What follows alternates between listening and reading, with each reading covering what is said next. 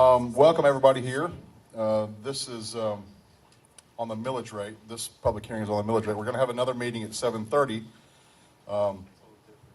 which is a special call meeting. We can give you some updates on the activities that happened this past weekend. That next one or this one? Next one. Okay, all right. So right now, anybody else have any comments or anything? All right. This public hearing is about our millage rate, which we have not adopted yet. So it's your opportunity to talk to us about what you think our millage rate should be, and we can hear from you and take that into consideration when we're looking at setting our rate. I think sometime on July 8th is when we'll be having that next meeting. Is Bonnie going to present this as well? Yes, sir, she is. First? Yes. Okay, all right. When you officially open. All right, so we're going to open the public hearing right now. And Bonnie, if you would go ahead.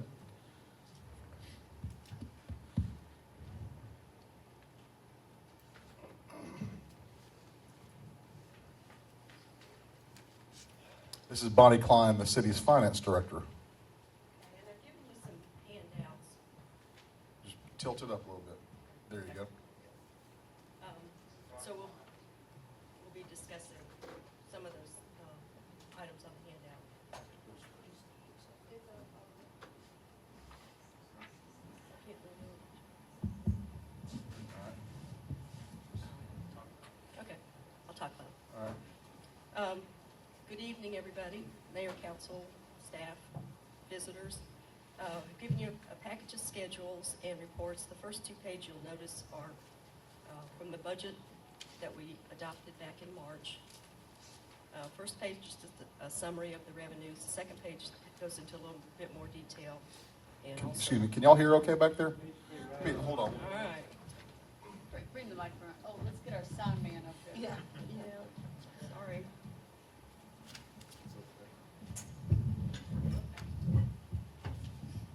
I'll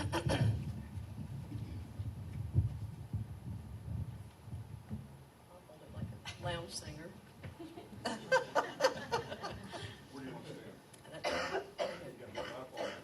All right, I'm good. Okay, sorry. I will just.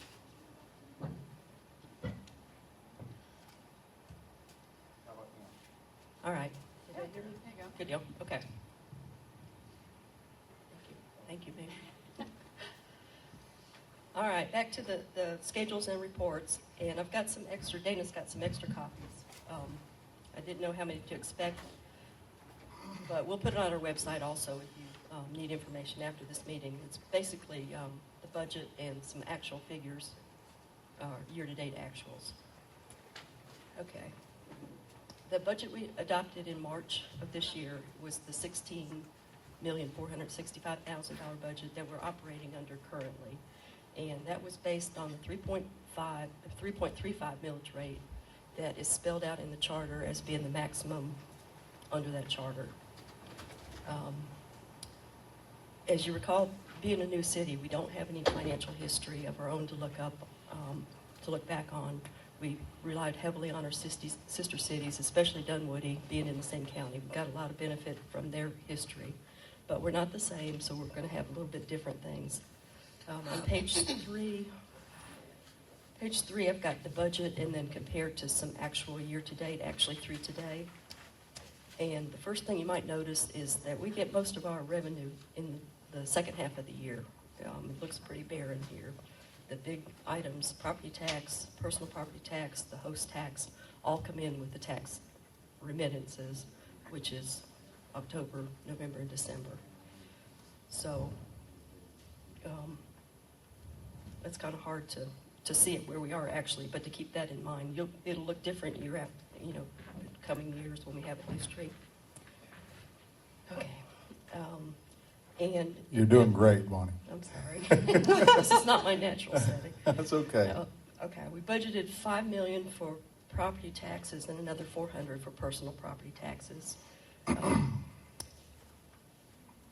Looking at the digest that we have now, I think that's going to be higher. It's hard to tell on the tax digest how much the revenue is for the personal versus the real property, but together they're looking at over 6 million, probably 6.6.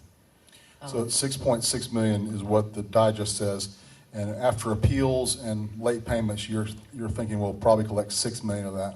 Well, actually, that would be the max, and that's at the 3.35. Right. It will be a little less. It doesn't include the appeals. The county's going to charge us a commission for billing it and collecting it, and also there will likely be an allowance for uncollectible or uncollected. Right. Did I understand that the 6.6 is the real property and the personal It's both property of them. combined? So it's really these first two Right, items up here? exactly. Okay. Yeah. We haven't received our motor vehicle values. It comes from the Department of Revenue, sends it to the county, who puts it on our digest form. Chris tells me in Dunwoody they didn't have theirs the first year either, and it took to the second year to get caught up. So I'm not too concerned about that, but that number may change. Will that change at all with the change in the birthday tax? The way I understand it, it shouldn't. The birthday tax is supposed to be scaled into effect, and the way they pitched it at the legislature was that it would not adversely affect the cities and counties. Over time, it will go. We will see it, but So to clarify, you said that money may not be available in 13, it may be 14 before we realize it? 2013? I think the cash may not be available. We'll probably get a number that we can accrue into revenue, but Okay. I don't. So a number you can budget for, but we won't collect, gotcha. Yeah. We'll have a receivable at the end of the year, at the worst. Franchise fees will come in later. I know we got a $200,000 advance from the power company, but that's actually 2,000 income. All right. We got the cash for it, but the revenue will follow. Tomorrow I'm going to the Finance and Budget Committee meeting at the county, where hopefully they're going to talk about the host tax, how the calculations and the distributions. That makes a big difference. We budgeted $3.5 million. I'm hearing that it could be 4.5 or 5, but I'd like to hear them say it. And hopefully they will tomorrow. They made reference to it at a previous meeting. Real quick, Bonnie, on that number, what's the range you're expecting on that host? The host, we budgeted $3.5 million. According to one of the minutes from another finance committee meeting, they're thinking it might be 5. They said Dunwoody and Brookhaven could expect 5, but Okay. I'd like to see that in writing before we start spending it. All right. Okay.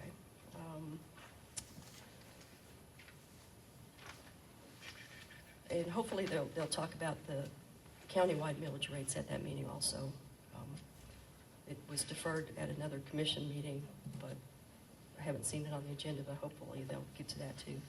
You'll notice hotel motel taxes are coming in higher than we anticipated. We're already at 87% of the budget, just 5.5 months into the year. And that's just our 60%. We split it 60-40 with tourism, and general fund gets to keep 60%.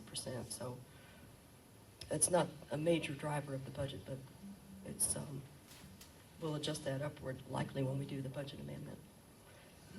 Occupational tax revenue at 84%. We normally collect most of that the first part of the year, so that's going to be the bulk of it. We're still, we've got everything we know about. We're working on sending out delinquency letters. We've talked with a company that on a contingency basis will go and find unrecognized or unreported businesses. We wouldn't do that to the last resort after we've exhausted all our internal efforts.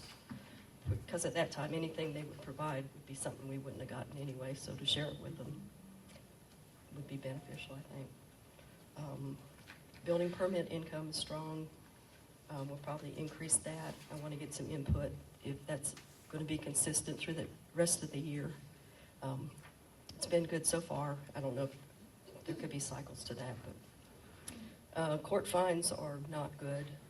And part of it is that we got a late start, and another part of it is that we don't get the revenues posted till the month following, just based on how the operations. We don't get a report from the court, and the credit card payments are actually come in as a check the following month, so we don't really know all the revenues. So that's not a normal month. I know we got like 46,000 in the last month that has not been posted yet. So we'll look at that again, but I think that's going to be overstated. Okay, and then if you go to the next one, there's I did a little spreadsheet, and I've done something like this before, just kind of giving you an example of the impact of a tenth of a mil increase up and down on the millage rate. Hey, Bonnie, real quick, just, I know the microphones are difficult, but if you could speak up a little bit more, Okay. it's a little bit harder. All right. Thanks. All right. Let me ask you while we're still on the page about the page 3 there. Okay. So the bottom line looks pretty healthy, though. We had budgeted 16.4, and you're showing, even with your conservative estimates, 17.8. No, 17.8 would probably be what we would expect on the items that I can identify as probably not being correct and that I had a better number for. This would, you could think of this as maybe a potential budget amendment. What we've collected so far this year is 3.6, but like I said, we haven't got the big items. We haven't got the property taxes. If I could follow up on that. So what, there are basically 5 or 6 items that are different from what was budgeted was anticipated. So real property tax, we budgeted, and I think Carl Vincent estimated $5 million, and it's anticipated at $6 million. Right. All right. So that's $1 million to the good on that one, is what we anticipate.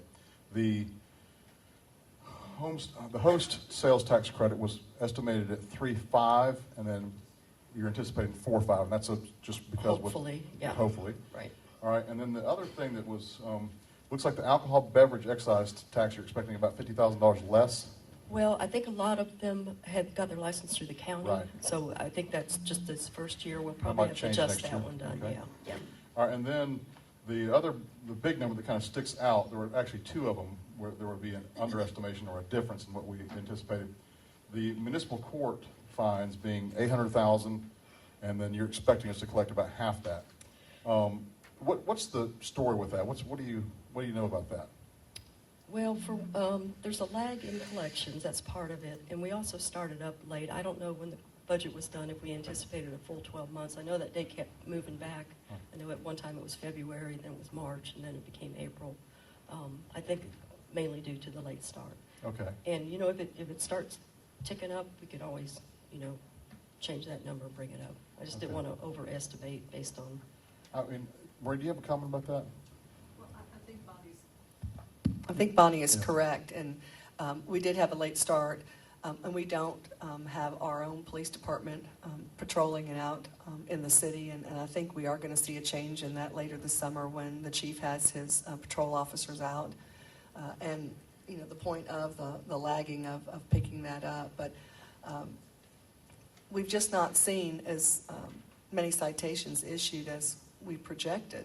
Right. So bet the citizens docket would has probably been. like that. Yes, so the docket has been smaller than what was anticipated, but I'm convinced we're going to see a change late summer. All right. I think there's well- some more information on that too that might come out later. But Yes. also, the capital lease proceeds are $350,000, what we budgeted extra. yeah. And then what's the story on that? That was that's like a line of credit through BB&T. Right. Apparently, I don't know, the paperwork was for $1,350,000, but when it was funded, it was for only $1 million. I don't know if the plans changed or we're still entitled to that. This is just the actual,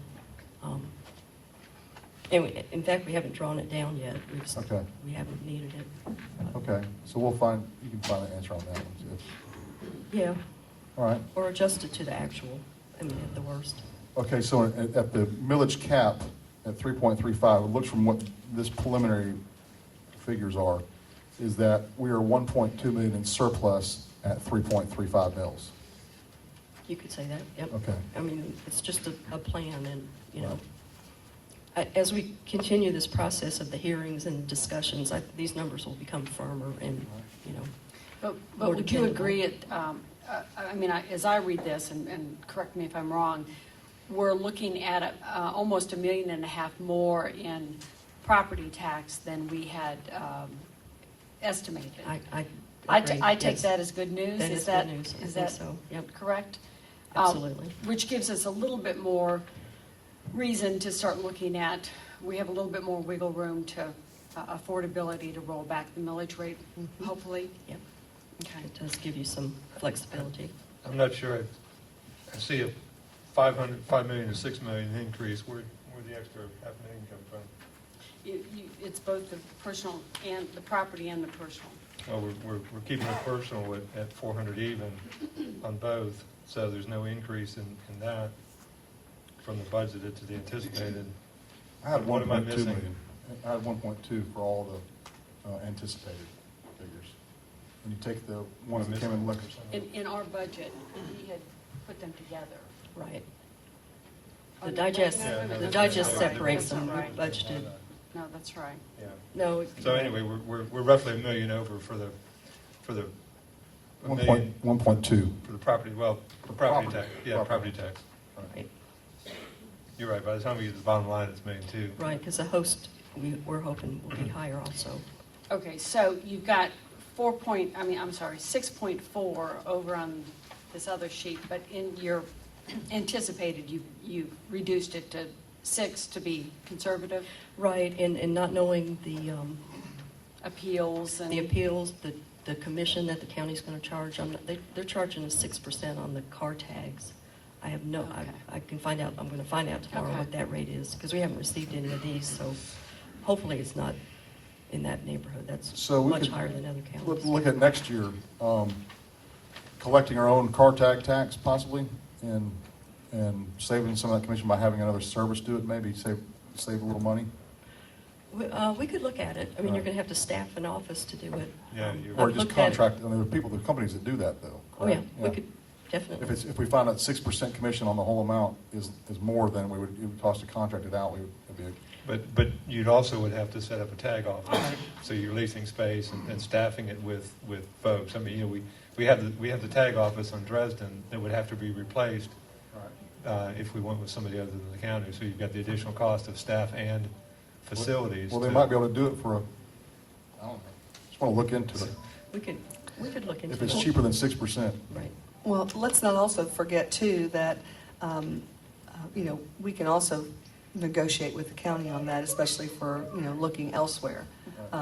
There are other services that do this as well as business licenses, collections, and any other lost revenue, but, we could find out what others charge and then discuss that with the county as we, amend our intergovernmental agreement for them to collect this. All right. McDonough was paying 1.25% to Henry County Okay. elections. On the real estate or Real on? estate taxes, yeah. Yeah, and you said right now we don't know what that county is going to charge us for real Well, estate. in Henry County, it was the same across all, they charge that on car tax, Mhm. on the tags, on property tax, so. Like I said, I'm going to the finance and budget meeting tomorrow, I'll find out a lot Yeah. of stuff. Yeah, Good. yeah, all right. And that's one question I'll have for them. Great. You'll all right. present again at the subsequent hearings we have this week? Oh, yeah, Okay. I'll be back. Okay, we ready for page 4? Sure. Page 4 is, I've been working on this spreadsheet. I keep changing some of the rates. Just to give you an example of the impact of changing the millage rate up and down, basically by 1/10 of a mil on the citywide collections. And these numbers include both real and personal tax. They're They- charged at the same rate, so that's where the Correct. 6.4, That's- okay, This is thank you. the 6.4 you're seeing over here in two different numbers, right? Basically, the 1/10 of a mil is in the neighborhood of 192,000 each time you go up or down. It changes the city total potential income.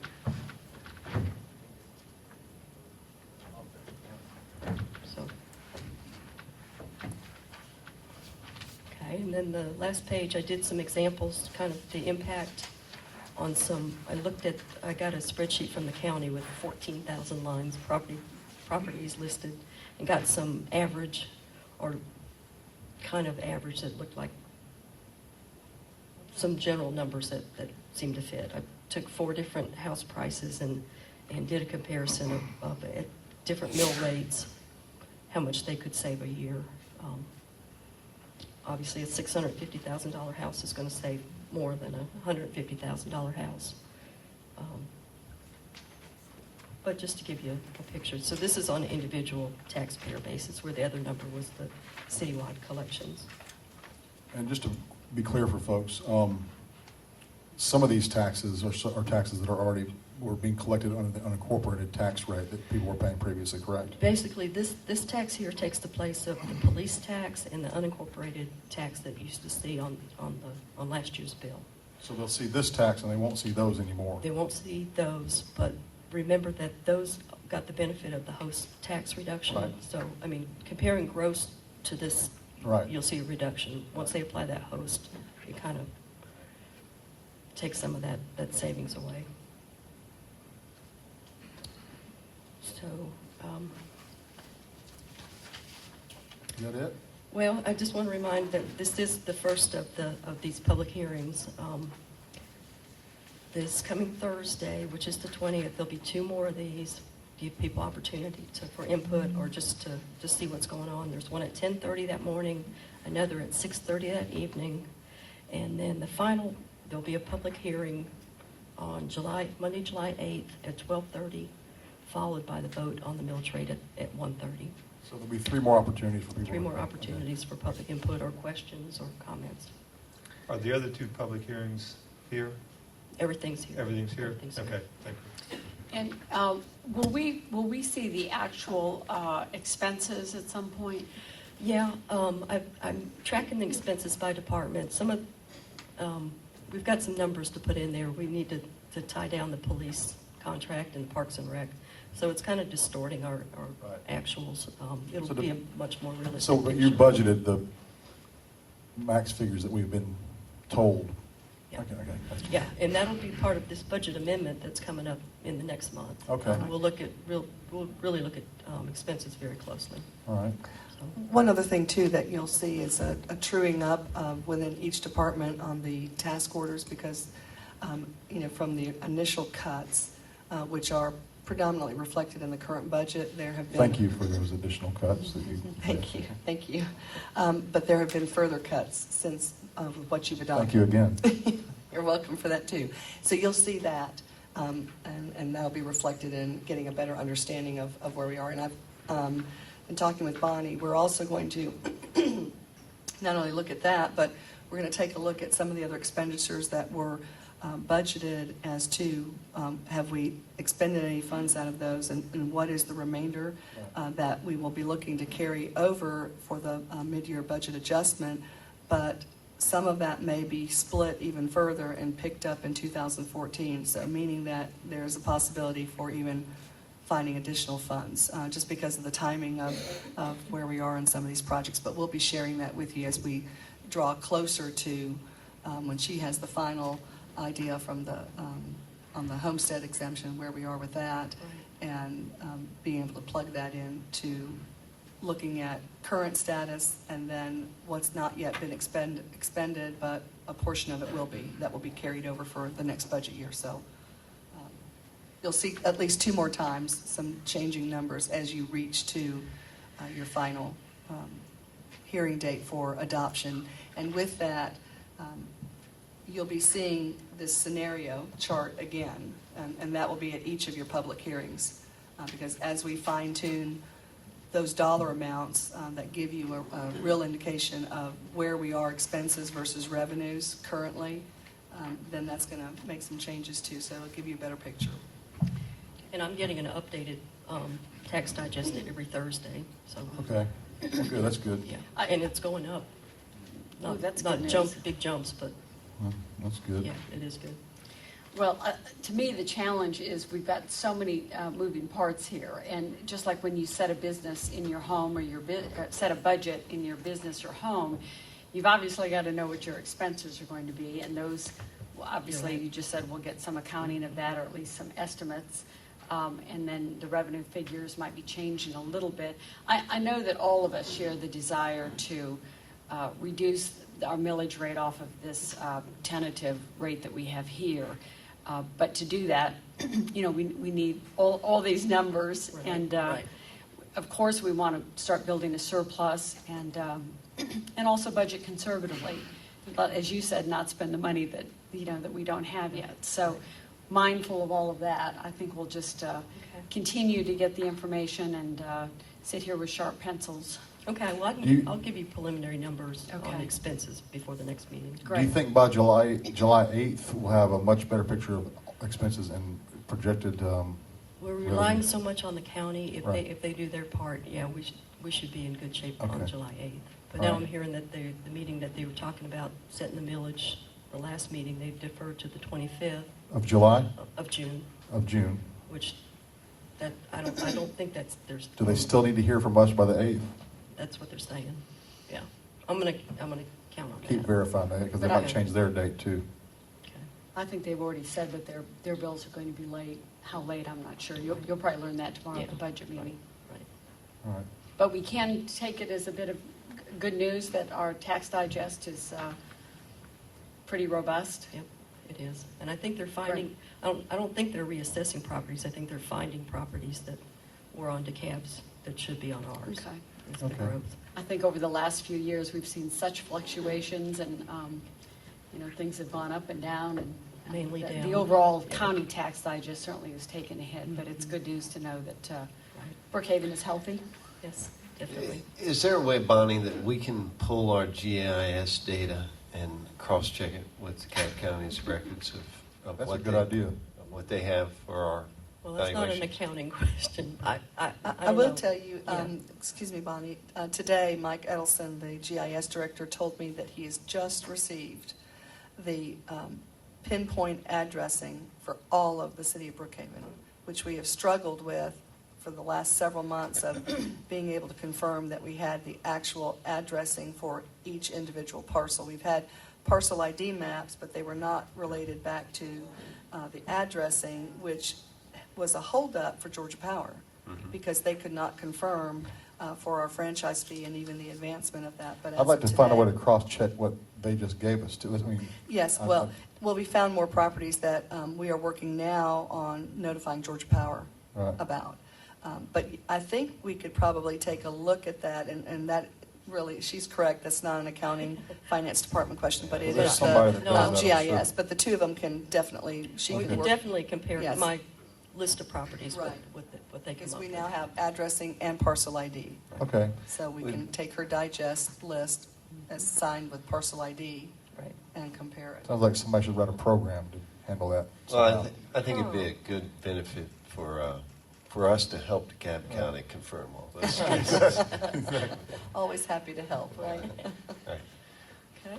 One more question for you. We discussed a little bit about the homestead exemptions, and could you explain for me and the citizens sort of how those changes, if we were to change our homestead exemption rate, how that would affect property owners and sort of who benefits on that and who Talking about increasing the exemption? increasing the homestead exemption? The current city homestead exemption exempts $20,000 off the assessed value. So basically, it saves them $20,000. The cattle was 10 and our charter doubled Right. to 20. So if we the wanna first do that, $50,000 of your house is not taxed by the city. Mhm. But to change that, since it's written into the charter, and I'll let legal talk about it, I talked with Bill Riley and Lenny, it would take a charter amendment because. A home rule charter amendment? Mm-mm. It'd be legislative? Legislative, yeah, because it's changing taxes. Oh, it is? Yeah. And the way Dunwoody has it, I know they have a lower tax rate on private property versus commercial, like homestead property. That was written into their charter, that they have a mill reduction on residential property, so. Thank you. And the other idea that we had discussed on was it Jim, I think you had asked for, what was that? The reduce, that's what you just mentioned, that, some of the other municipalities have it, but it's written into their charter. Okay. It's not something, So just on the real property tax? Yes. Or the personal property Personal, taxes? right. actually, And business. it's Because there is no. homesteaded. it's homestead properties, Right. Homestead which property. which are personal homes. That you live in. So in both So, cases, it but yeah, requires it's- cost. But that's something we can look at in 14, Yeah. because it will take a legislative charter change, which Right. means we can't do it until early next year if we choose to go that route. And or charging a different rate for homesteads as opposed to business millage. Yeah. That we had a charter amendment.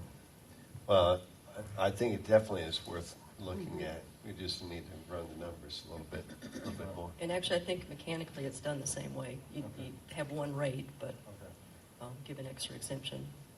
All right, thank you very much, Bonnie, I appreciate it. Thank you. We'll see you again Thank soon.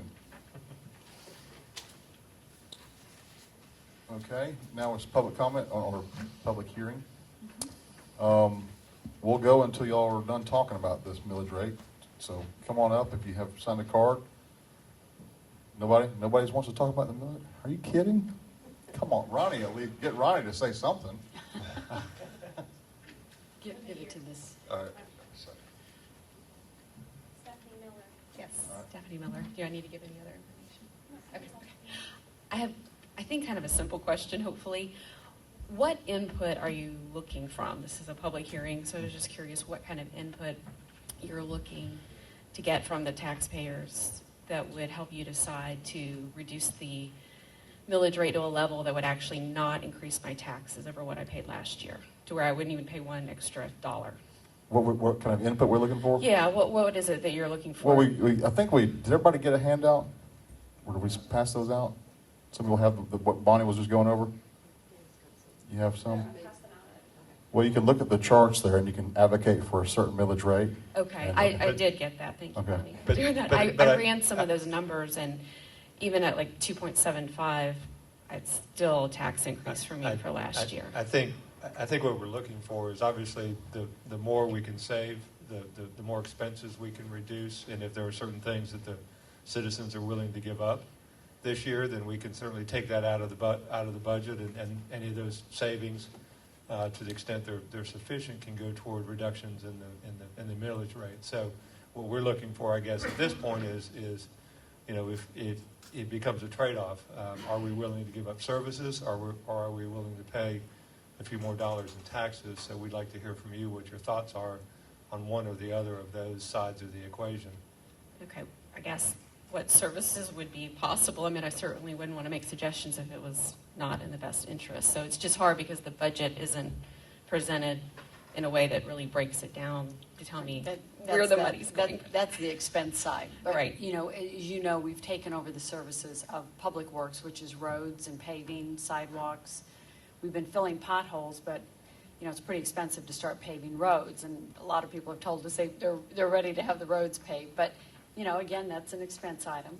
Parks, we haven't taken over the parks yet, but there's obviously a big appetite to take them over and make some good improvements on them. So are you Sidewalks. looking for ideas that could kind of help Well, offset I think we're just costs? looking for sentiment from you all. You're the taxpayers. Okay. We serve. Okay. We're here to serve you. So Okay, I guess my input would be, I'd love to not have to pay one extra dollar Okay. than I paid in 2012, Okay. because 2011, the county, or 2012, the county did, we had that big tax increase, and then I got my assessment. Obviously, I know it's not set in stone, but I'm looking at like $750 increase in a 2-year period. That's a lot of money. We don't control the assessments. Right. And the other thing is, like Rebecca said earlier, there are a lot of moving parts to what our revenue is going to be, and even our millage rate, because we don't know what the county's millage rate is going to be. In 2011, the county had a millage rate of 6.39 mills assigned to the unincorporated tax district in the police services line item. Well, and just before the referendum last summer, the county shifted money out of the police services line item to the general operating budget, changing the millage rate that went to cities for that police line item. So we don't know what they're going to do this year. They may raise that up again. We don't have any idea. So when we get those final numbers from DeKalb County, then we'll have an idea of what the tax burden will be. But DeKalb kind of changed things from 2011 to 2012, and then they go back in 2013, 2014. We don't know. Okay, I guess that's why I find it a little hard to give too much input since we don't have all the information, but I'll keep well, following. and like the mayor said, we don't have a lot of control. We don't have any control over the county's actions. And if you really sit down and study that bill, which it's complicated. There's a lot of different rates, and your bill could fluctuate depending on the assessment, the millage rates that they set, the host credit that they credit back, put the sales tax credit towards your taxes. And those are things really that we have no control over, but it sure affects your bottom line. Yes, well, I have more So- questions, but I know my time's up, so I'll let other people. But Okay. it's important that you start to understand this, because it's, again, we're working real hard to keep the taxes low, but we have only this, we have 3.3 mils of control, where the county's tax rate is, what is it, 16? 21.21. Well, total, 21, but it's another 16 from them. Okay. All right, I'll come back Thursday. Since we were talking, you can ask some more questions. That's okay. I'll come back Thursday. I'll be here. Okay. Thanks. Thank you.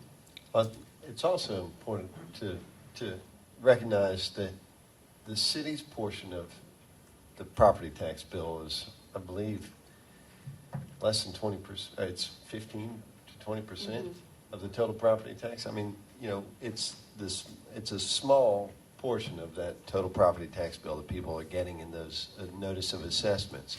Biggest portion, I think around 70%, is the school taxes. Next biggest chunk is the county operations. Then you have some bond and hospital obligations. So we as a council can control the city's finances, but that other 80% that you get on the property tax bill is controlled by other organizations outside of the city. So it is difficult for us to really have much impact. I recommend the citizens also talk to the county. We're still citizens of DeKalb County, and also talk to the school board about what their millage rates are. I think we're all was unified as a council that we always want our millage rate to be as low as it can be, and we don't want to play around and have a bunch of extra money laying around. We want to reserve eventually, but I'd look to have a lower rate than the charter allows, because at the time the charter was adopted and during the campaign for the referendum, 3.35 mils represented people paying the same or paying slightly less than they were to DeKalb County, and so them shifting the millage rate was kind of a last minute thing. But I think we're all committed from trying to go down some this year and then try to go down some next year and maybe go down again, so that we're one of the lowest tax jurisdictions in the county or in the metro area. That's our goal. So, and I think we can meet that. So we do want public input. We want to hear what you all have to say about your millage rate and your way we spend. And our goal is to be fiscally conservative and low taxing. But ultimately, to sort of follow on, I mean, ultimately our budget is set based on the level of services that we provide. It's a revenue and expense equation. So to the extent the citizens have input, or to the extent they have ideas on what level of service they're willing to accept, or what level of service is acceptable to them, that's what we're hoping to hear tonight. Because once we were able to understand what your expectations are, then we certainly can fold that into realistic budget numbers, and then see what happens to the millage rate accordingly. Any more comments? Anybody else have? Ronnie? All right. This has got to be about millage. It's about millage. Okay. It's all about y'all trying to spend the money, right? Or save the money. There's a We'll few give it back to things. you. We had a meeting here last week, and I ran into one of the majors, and I asked him what happened to the TAC team writing citations, where we're talking about, the court money. Mm-hmm. And he told me, because of the politics, send a letter to him and CC a copy of it to his chief, CC a copy to our chief. And I just talked to officers on Dayton Spearman. He wrote 9 tickets an hour for 3 hours this week, already twice in Brookhaven on Peachtree Road. So you should see a few more tickets starting to flow through. I asked for 2 officers, they give us 1. That's I better think than what Ronnie what you might be referring to is that some of the tickets have been written are still going to be processed in the DeKalb County Recorder's Court. Then he said they're Brookhaven tickets. Well, good. That's what he said. And if we're trying to save really money, I know it's a sore subject, but as taxpayers all, I personally believe if we leave this thing alone with the pink pony, we can save a lot of money. And I know y'all knew I was going to bring it up, but I just think there's a lot of money going to be spent here. And I hope y'all in charge of spending our money, save us a lot of money, because it's going to be a big court fight. And I thank the city of Brookhaven. Y'all did a great job this week. A lot of people had electricity. Let me all stop the you right time. there, Ronnie. Okay. I just want to take this moment right here. I know this is millage here, but Ronnie Mayer, we were out. I know Jim was out and Bates was out, but I want to tell you, you did a great job. You're a community guy. You believe in your community. And I was out there on Peachtree when you rolled up and brought sweet tea and lemonade to the power workers, and you helped me kind of strong arm the Georgia Power to open a couple lanes of Peachtree Industrial. So I want to tell you, I really appreciate that, Ronnie. You're a community guy, and I see you everywhere, driving around your tow truck with that big diesel engine running, and I really appreciate what you did and what you did. I know you would care about your community, and There's about 18 of those tow trucks with diesel motors with my name on them. But like I say, we're about to get you to start towing those power company trucks out of the way. but I'm going to tell you, the city of Brookhaven did such a fantabulous job. The city works. Everything was just boom, boom, boom, boom, boom. It worked. And this was with no planning. It worked. So with a little bit more planning, it's going to be the bomb. It'll be good. So it's all good. Thank you. Thank you. And thank you again, Ronnie.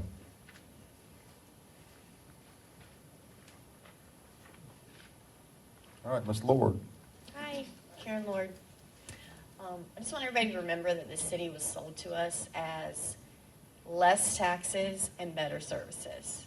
I mean, to me, that should solve everything right now. There should be no debate. But my question is, Councilwoman Williams sent an email out suggesting that it was going to be a 2.75 millage rate, and I'm just wondering where that number came from. That's my opinion. It's my hope that we would come close to lowering it that low. Again, as you've heard, there's so many different parts to it. As you know, in your business, you can't really set a budget till you really have, you know, what your expenses are and exactly what your revenues are. I'm encouraged by what Mrs. Klein just told us. But again, that's my opinion and my hope that we could get it down even below 3. You know, maybe we could give it even lower if it's more prudent to keep it closer to 3, 3.2, something like that. We just have to weigh all the information. We'll also know with the franchise fees that have been increased, we all know how businesses run. Those are just going to be passed on to us. So I see that also as a tax increase, whether it's an actual millage rate change or not. It still is an increase in what everybody in this room is going to be paying. And that is a direct result of increasing the franchise fees. So I think we need to work on something with the property taxes. Thank you. Well, make sure you come back and keep talking to us. Next, anybody else? All right, going once. You sure? Millage rates talk, and nobody want to say anything. All right. We're going to close the public hearing. And then I guess we need a motion to adjourn. Okay. Mr. Mayor, move that we adjourn. Second. Any discussion? All in favor of adjournment on this public hearing for the millage rate, signify so by saying aye. Aye. Aye. All opposed? All right, we're adjourned. Now we'll, what time is it? It's 7:45. Okay. Now we're going to call the June 17, 2013 special called meeting. Is there anybody that wants to give the invocation? I'll do the invocation. Please bow your heads. Our Heavenly Father, we thank you for this day and thank you that we all got here safely, and please ask that you bless these proceedings. In your name we pray, amen. Amen. Thank you. All right. Do we need a roll call? Yes, I do. If we do here. Mayor J. Max Davis, Here. Councilmember Rebecca Williams, District 1, Here? Councilmember Jim Iyer, District 2, Here. Councilmember Bates Madison, District 3, Here. Councilmember Joe Gebbia, District 4. Councilmember Gebbia is absent. I think he's traveling for business this week, if I recall. All right. If you'd all please stand for the pledge of the flag.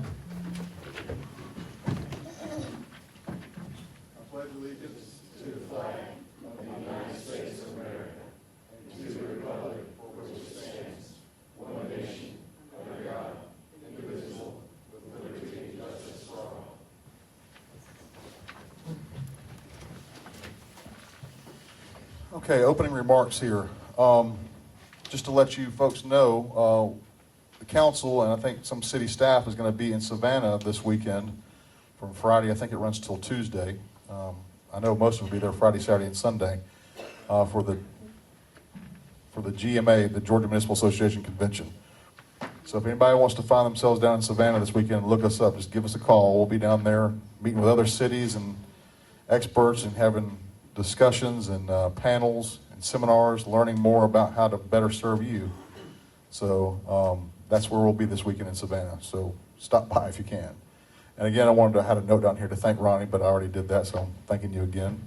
I'd like to thank Ronnie, well, indirectly, but Ramirez Tree Service, who's a District 2 constituent, has done a couple things. One, tree fell at Ashland Park Elementary School. They were there within about 3 hours after Ronnie called them and cleared it up, and it was gone.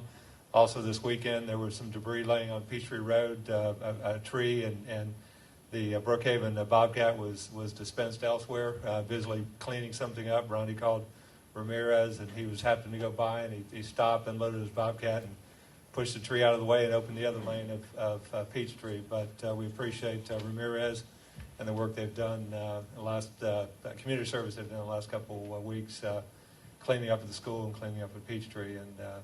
But it was just, it's a spur of the moment, and we were able to coordinate and get it done.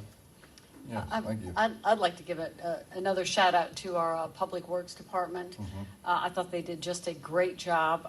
I think we counted more like 3 dozen trees that were cleared over the course of 2 nights. It's a scary thing when those trees are falling around you, or certainly on your house. And I know sometimes it was frustrating when people had to wait for Georgia Power to come clear the lines before the trees could be cleared. But I've gotten a lot of calls and emails from people saying that the Brookhaven crews did a great job of, clearing the trees and even cleaned up the yard and took away a lot of debris or stacked it up for them. So great job. I'd like to talk a little bit about that as well. I was out, I guess, Thursday night, and I did my first C-click fix on a tree that fell on Woodrow Way. And I found out later that the best way to report a dangerous condition like a tree is just to call the city. It's the 637-0540. Is that right? All right, so you might think on a weekend that the city is closed, but if you call the 637-0540, somebody from Public Works is on call. Is that every night, or is that just during? 24/7.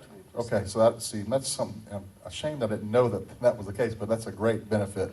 So if you have a dangerous condition anywhere in the city, 24/7, somebody from Public Works is always on call. So you call the Public Works Department rather than doing C-click fix first, because calling the Public Works Department gets done faster than doing C-click fix. C-click fix, I think, is more appropriate for potholes or for issues that can maybe wait a day or two. So there's that, and thank you again, Richard. I rode around with Richard, and we looked at lots of areas and talked to Georgia Power, and I found out, I learned a lot this past weekend about how Georgia Power works. And we can have our Public Works crews out there cleaning up trees, but they cannot touch a tree with a wire on it. No matter if the wire's not crackling or if a dog runs across it, it still doesn't matter. They can't. Our Public Works guys can't touch it until Georgia Power says it's safe to touch it. And you can have a Georgia Power crew out there in front of the tree with the line on it. They can't do a thing until they get clearance from their main office to say that it's safe to touch that line, because anything they do, work they do with power lines, can affect somebody working a half mile down the road, and they could electrocute another worker in a different area that they might not see. So some of the delays, I didn't get my power back till 3 o'clock on Saturday afternoon, and I was with Georgia Power looking at a lot of stuff, but they just couldn't do anything until they got clearance. So and I talked to Jeff Petrie at Georgia Power, and they have a class, a power safety class for children in elementary schools as well. And we're going to work out something where we have Georgia Power come to our schools or to the city for a day where we teach kids about not only not touching lines that are on the ground, because I saw a lot of lines down, a lot of kids running around them, especially in my neighborhood this past weekend. It really scared me. But just anything to do with a power cord or shocking themselves, they offer a community outreach program with a seminar for kids. It's a fun seminar where they teach them about power and electrical safety. So we're going to look into that, Ms. Garrett. Hey, Richard, you did a great job. You were, I know you had surgery and you were still out there. I actually had to drive him around because he couldn't drive because he was out helping Brookhaven even when he wasn't supposed to be. So thank you again, and thank you to the Public Works crews. There had been some questions about what they can clean up. Now, the Georgia Power, what they do is they'll take the dangerous situation, cut the tree up, get the power lines repaired, and they'll move the trees to the side of the road, but they're still on the road a lot of times. Our Public Works crews' jurisdiction is to take those trees and move them to the right-of-way Any debris that you have that you've collected in your yard and you're putting out for DeKalb County sanitation to pick up, I think they pick that up. But I think we're going to go ahead and, if we can't get an answer out of DeKalb on the trees that are actually people's yards off to the side of the road, I think we're going to go ahead and try and take those anyway. So if you have a tree in your yard that was moved off the street by Georgia Power or by Brookhaven Public Works will be out this week to come take care of that. So Richard, if you want to speak for a second, I'll yield some of my time just to Okay. speak. Yeah, and you all hit most of the high points that I had, but we had about 24 trees that were across roads, numerous others that fell onto private properties. There were some homes, several homes severely damaged. I haven't been involved on that side of it, so I don't know an exact number on those. Like we said, by Friday, we got all but about 8 of those trees out of the road, including getting Peachtree Road back open Friday night. After a long wait with Georgia Power, it was, like the mayor said, it was a long time to get the proper crew there that could take that tree down that was leaning on wires. And the danger was if they didn't cut it right, it could have snapped. The wires hadn't actually fallen, but if they cut it wrong, it could have taken out about 3 poles and the wires on about a half a mile of Peachtree. And they did a great job, but it took a long time for them to stage it. But we finally got Peachtree Road open about 8 o'clock at night.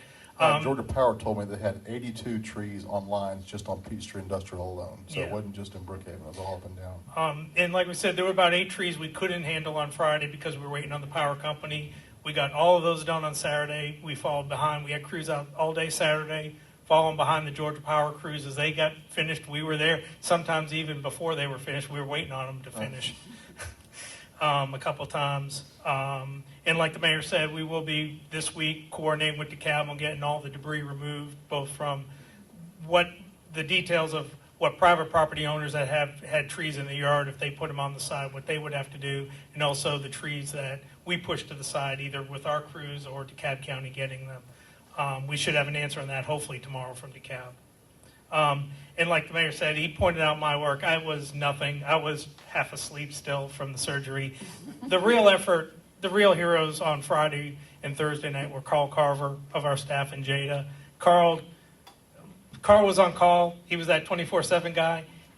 After working all day Thursday, he started getting the calls about 8 o'clock, 9 o'clock on Thursday night. Works. I don't think he got any sleep Thursday night. Coordinating the efforts of the crews overnight. Was in the city by 5 a.m., 6 a.m., checking out a couple of the sites. Spent all day at the Oglethorpe site. We actually had to almost send him home, drag him home at 8 o'clock on Friday night before he finally went home. So he pulled about 36 hours or so straight duty. Jada all day Friday. Once she got in, was coordinating all the efforts of all the phone calls coming in, making sure that all our efforts were coordinated and the crews were in the right place. So. Yes, thank you to Jada as well. Yeah, I saw her. I just rode around with the mayor and watched, so I didn't do that much. So. But thank you. Thank you. I'll tell you, add a couple more things. We're going to have a meeting with Georgia Power too about, although I think they did a great job, but the thing that perplexed a lot of people, including I know all of us up here, was the fact that Peachtree Industrial wasn't taken care of first when it came to prioritizing. I don't know why that happened. I know they had a lot of pretty big roads where they had similar problems, and I asked directly about that. So we're going to meet with Georgia Power and ask about prioritization of main arterials, because Peachtree Industrial is, it was going to be closed at 5 o'clock on Friday, and it came in just under the wire there getting it opened. But that's a pretty big deal, and we want to make sure we understand in the future how they handle that. Hold on a second, Ronnie. Hold on. Okay, all right, we'll hear from you in just a minute. So we're going to be meeting with Georgia Power about that. And also tomorrow I have a meeting with our police chief, some other area schools, private and public, and the Georgia National Guard colonel tomorrow, who kind of liaisons with Homeland Security. This meeting was set up about a month and a half ago. It's just ironic it's going to be tomorrow, about emergency management and mainly with railroad spills and things of that nature, but we can tie what happened this past weekend into that as well and get some good coordination going there. And our communications department, just to let you know, I'd spoken to them today, and Friday when I was out on Peachtree Industrial and Dana was with me, I was kind of making fun of her for the Twitter stuff. I was like, I don't have a Twitter account. What is Twitter? It's tweets. What is that? What's the Twitter? And After I went to our website and looked at all the things that were updated on the Twitter, I saw, this is a very useful tool. So I apologize for kind of mocking Twitter Friday, because if you go to our website, you can click on the Twitter icon. You can see the updates the city was giving on Twitter about what was happening every, minute, just about. And it's a great way to find out what's happening within the city. We had a lot of press releases that went to local media, to the Patch and elsewhere. I saw Trey out there with the Post. I did a little interview with him on Friday or Saturday. And I don't even know which day it was. But there are lots of outlets. But you can go to the city website, get on our Twitter, be a Twitter follower. I did it already. I'm ashamed to say I did it. You can get on our Facebook page.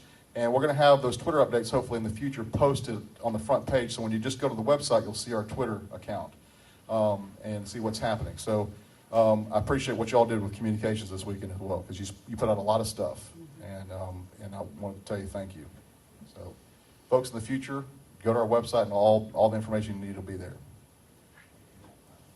All right, that's my opening remarks. Anybody else? Rach, you got to say something. No, I was the communications. I just want to reiterate, because that was one thing I was tremendously impressed with their getting information out. I mean, when I was on Peachtree Road trying to help in the morning rush hour traffic on Peachtree Road and in the afternoons, I would report to communications, and within minutes it was tweeted and posted to the Facebook account. And so these, from the time that somebody on the streets live seeing this to the time it was actually tweeted out was less than 5 minutes. So it is a good source of information, and I think I'd like to recognize Councilman Madison too, because when we were on Peachtree Industrial Friday, I was dressed in shorts and work boots and looked kind of like a clown in a hat, and Bates comes up like a debonair, Gary Cooper with the Oxford and the slacks and the loafers and a cup of tea. So he gets the award for looking the best under pressure. Is that why he got on Channel 11 and Channel 2? Yeah, I think so. Who's this movie star? never done an interview in the middle of Peachtree Road before, but Yes, Ronnie. He had his name tag on, and I have a picture of him in the backseat of the squad car. That's Oh, good. All right. Good. All right. All right, well, thank you very much. We're going to do executive session now. All right, folks, if you don't mind, we've got to do an executive session rather quickly. Is that right? How long? Yes. Okay. 10 minutes or so. So stick around, please. We'll be right back, and we'll have more hearing and more agenda items coming up. So I need a motion. motion to move to executive session for the purposes of litigation. Second. Any discussion? All in favor of going into executive session to discuss litigation, signify so by saying aye. Aye. All opposed? All right, we'll be back in 10 minutes.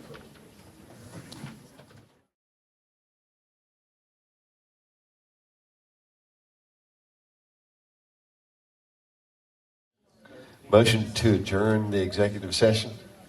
Is there a second? I'll second. Any discussion? All in favor of adjourning executive session, so signify so by saying aye. Aye. All opposed? All right, executive session is adjourned. We are on to, all right. Public comment to address old and new business. Anybody have public comment? I have 4 names. You have 4 names, all right. The first person was John Sparrows.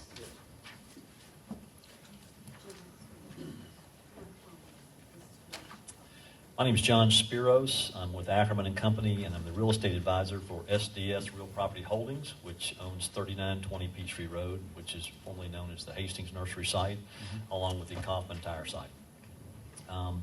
We've been working on this project for a couple of years. Property is located in the overlay district, the Brookhaven Peachtree Overlay District, in Zone C1. Approximately 18 months ago, we approached the Brookhaven Overlay District Committee to present a plan to redevelop that property into a Chase Bank and a national restaurant. That committee was adamant that the Overlay District was put there for a purpose to encourage urban development in a mixed-use environment. And ultimately, we were denied our request for a variance due to the fact that Kaufman Tire had an easement across the front of the property. We were asking for a variance, and we were denied that variance. Subsequently, we looked at the overlay district and redesigned the entire property to come up with a plan that met virtually every aspect of the overlay district. It was a multifamily and retail development. We had a number of high-end retailers lined up.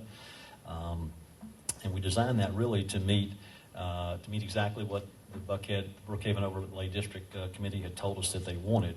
We interviewed probably the top 10 mixed-use multifamily developers in the southeastern United States, some of which are national, and settled on one that builds outstanding product. In order to meet that plan, we terminated a lease with Goodyear Tire Company, who's actually the lessee on that project, not Compton Tire, which is a national tenant long-term lease, which we had an option to terminate at a very expensive cost, and we've terminated that project, that lease, in order to bring the property into compliance with what was the overlay district. Subsequently, of course, there's been a moratorium, and to deal with some of the issues. I think one of the key things is that when we look in the existing overlay district, there's really three things that the district regulations provide for. And I thought it was one, which is not going to change, the underlying district regulations. If there's a conflict, the overlay district will rule. Number two, under the development standards, it lists the principal uses and structures as mixed use with ground floor retail, office and or service and residential and or office properties located on the upper stories. It also lists as residential uses as multifamily dwellings. We are now being told that this text amendment would eliminate our ability to do multifamily on this project. The project that we designed literally is with the goal of creating this dynamic mixed-use community with the character of a multi-story urban village, which is exactly what we wanted to do. That project will cost about $50 million, generate a lot of revenue. I might have to stop you there. You can come back after. We're trying to keep it strict on this. All right. No, we will. You can come back and finish up after other people have had a chance to talk, if that's all right with you. Sure. Thank you. Next. You don't have to fill out another card. Ronnie Mayers. Ronnie Mayer? Is this the only time to speak? Because I was hoping we got to hear what you guys have done with the final decision as far as language of the overlay. We're going to let everybody speak as much as they want. We're just going to have to limit to 3 minutes apiece. But we can speak after you guys council share Marie? what they decided. On this part of the agenda, this is to comment on what is new or old, and then later in the agenda, we'll reach the item for the text amendment and the presentation by the Community Development Director, and then following that, Mayor and Council will have discussion and conversation amongst themselves and with the Planning Director or any other staff member, and then we'll move to act, and then we'll also, later in the agenda, have, again, another opportunity for public comments. Right. All right. Next, Ronnie, you're up. This gentleman can have my 3 minutes if he's gonna bring 50 million to Brookhaven, and he can have mine. I just like to get through the people who've given cards first, and then we'll come back to the gentleman. Okay, I only had 2 cards. The other 2 were from the previous meeting that just got put up here. So Okay. does anybody else have any cards? You got one here? Okay. We got one here?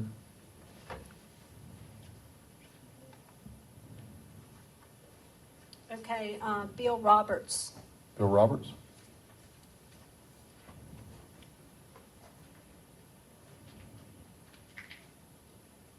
I'm Bill Roberts. I live in Brookhaven Heights, and I'm also a longtime member of the BPCA. Just wanted to, again, thank Susan for all the hard work she's done on getting the text amendment to the point that it's at. Thank you, But Susan, yes. she's done a lot of work on that and been making herself available, and we appreciate that. One of the concerns that we've had as we've kind of tried to tighten the language up is regarding the parking issue. There's a maximum that you guys are well aware of, and I was thinking a little bit about this over the last couple of days, and one of the concerns I've got when you prescribe a parking maximum is that's going to lead in the short term to people parking on the streets, parking in the neighborhoods to walk to the various establishments, particularly restaurants. And once that phenomenon occurs and the residents start going, why is this happening? We've got to stop this. And they start to hear the word overlay associated with that. My concern is that it's going to lead to a rebellion, and they're going to say, we got to throw the whole overlay out this is an unintended consequence that nobody's happy with. So we worked so hard on the overlay, and there's so much of it that's got merit, and particularly the two-story minimum. I think we need to be very deliberate on the parking maximum and maybe consider that in lieu of parking lots and municipal parking decks and sidewalks and all of the kind of streetscape things that need to be there to encourage people to get out of their cars and walk. Since that doesn't exist today, then I think we need to be very careful about, in the short term, taking a parking maximum approach. It's going to put people out of their car, making them walk, making them park in neighborhoods. It's just going to be a thing that'll get hung around the neck of the overlay that none of us want to see, because we don't want our neighbors to have a negative connotation with the overlay, and this will certainly lead to it. Right. So I'd just like you guys to take that into consideration. Thank you very much. Next? Linda Martin.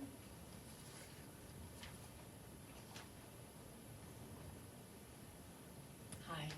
I'm not sure what we're going to hear from you later and what's actually going to be in the text amendment, so we're all at a little disadvantage about what we're talking about here.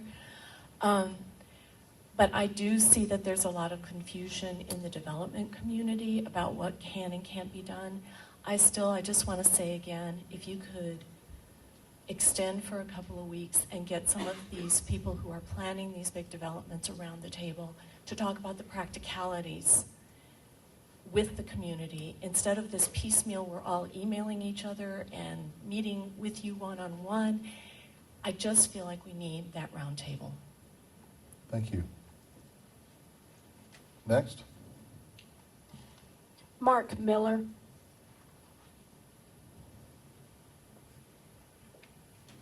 Honorable Mayor, esteemed council persons and attendees, good afternoon, Mark Miller. First, I want to thank every one of you for the hard work that I see during the week, after hours, and now even on weekends. Having said that, there's one provision before the body, I believe, that deals with facades, and I would only ask that you would consider applying that facade provision that requires a full facade on a second story to those that only meet the minimum requirements, and if a building is more than the minimum of 2 stories, that it wouldn't apply. I've submitted some language that specifies that as a suggestion. It would allow for architectural variation for those that exceed the minimum. It would also allow the flexibility for those who are seeking to build multi-story buildings that is often need on difficult sites, and it would encourage multi-story mixed use. Second, or I should say last, as to minimum parking requirements, we're going to be in a world of transition, but even in a world of transition, there is still going to be, as density increases, a need for parking. And I would ask to heavily consider nudging the minimums for office to 1 space per 300 feet. C1 requires 1 space for every 250. We'd be below C1 if we just nudged it up. For retail, I would encourage, as a person in the industry, to consider 1 space for every 250 feet. C1 requires 1 space for every 182 feet. So we would still be less than C1, but we would give it a slight nudge for the overlay so we could at least pay respect to the tranquility and peace in the neighborhoods. It affects the entire district. It will also affect enforcement and neighboring landowners. Thank you. Thank you, Mr. Miller. Next? Kathy Forbes. All right, Kathy.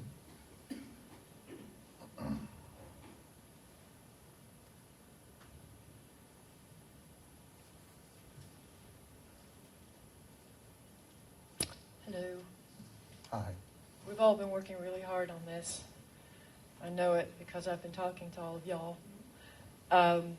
And let me just first say the responsiveness of the City Council has been pretty amazing in regards to this text amendment. So it's real clear that you've heard the message from the community about how important this is. I still stand by one of my initial suggestions that we increase the parking minimum. So it's really what a few other people were saying.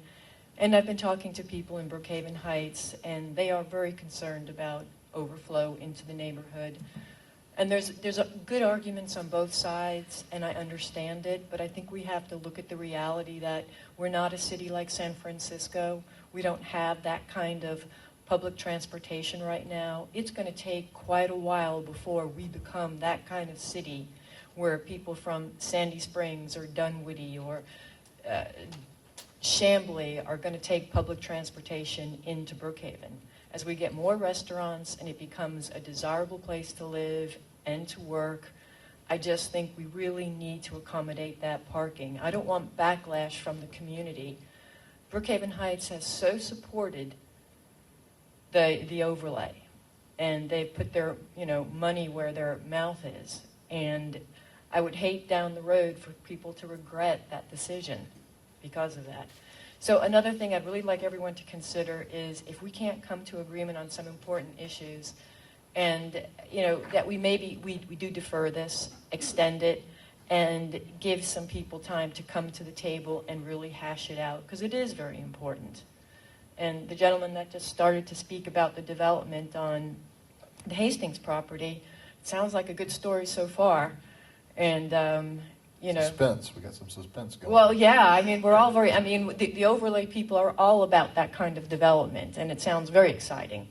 So, anyway, please do consider that and perhaps extending this. I know you've got developers lining up that are anxious to get going, but, I think the residents are your first customer.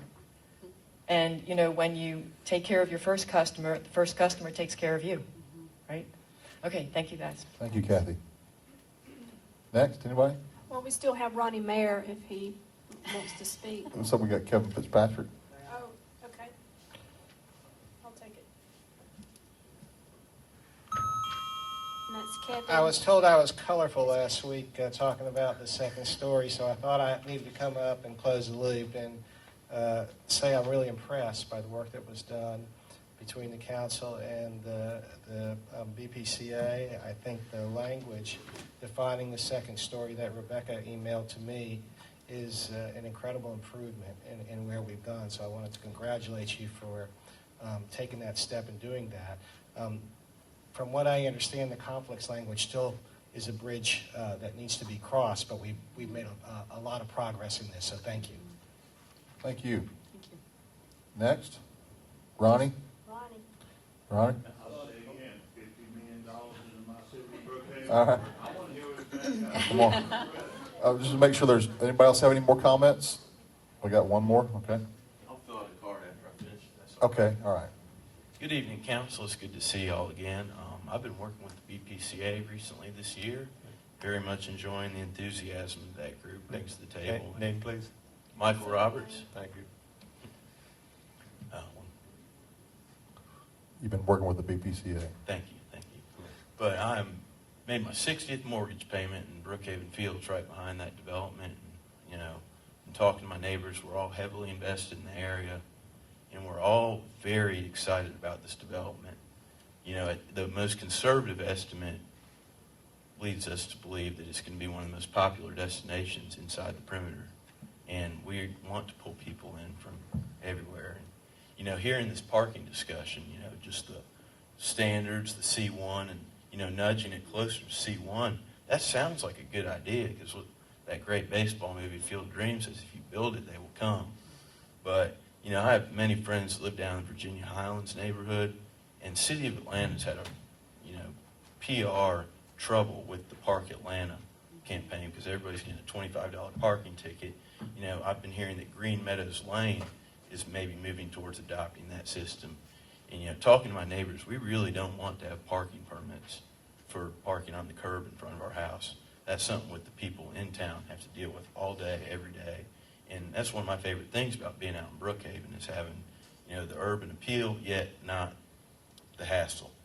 So everybody's going to be coming to this development, taking a dynamic vision of it. There's going to be, not just your average multi-purpose development. There's going to be other attractions.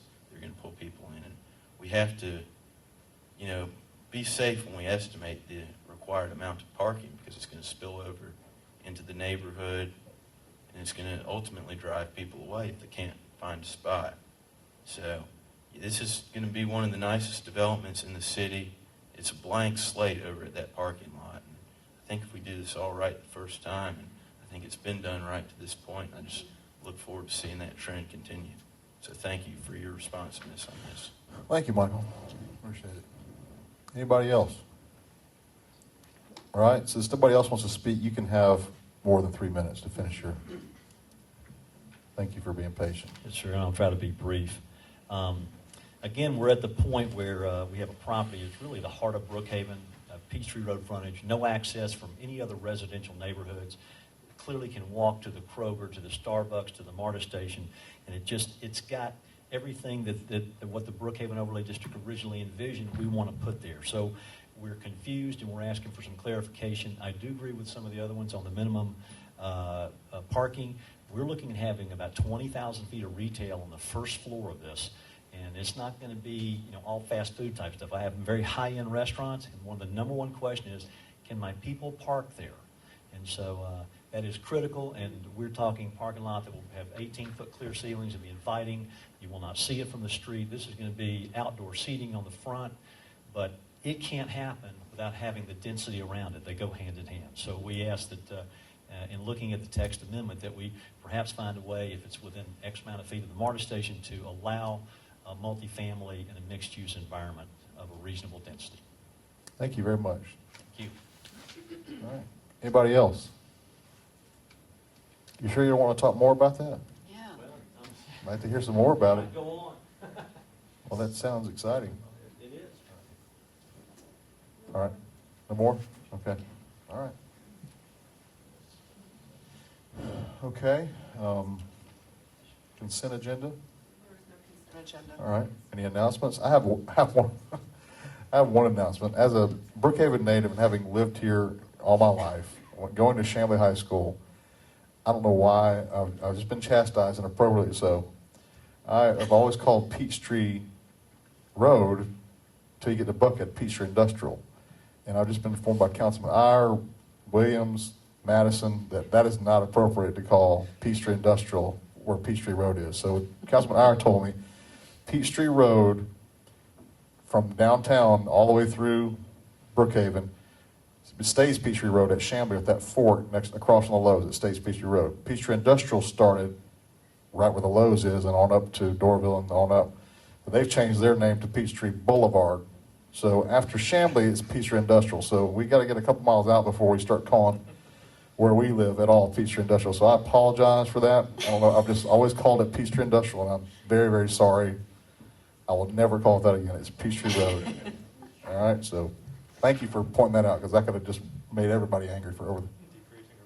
Yeah, I was decreasing. Yeah. Councilman Ayers said I've been decreasing our property values by just slandering Peachtree Road as Peachtree Industrial. All right. That was my announcement. Anybody else have any more comments on that? Want to give me some more flack? All right. Any reports and presentations? None. Okay. Old business? Can I call old business old business? No? All right. Okay. Not on Peachtree Road. Not on Peachtree Road. All right. Mr. Mayor and Council, under old business, it's ordinance 2013-06-07, RZ 13-02, text amendment to the zoning ordinance regarding the Brookhaven Peachtree overlay. This is the second read, and Ms. Cannon will make a presentation.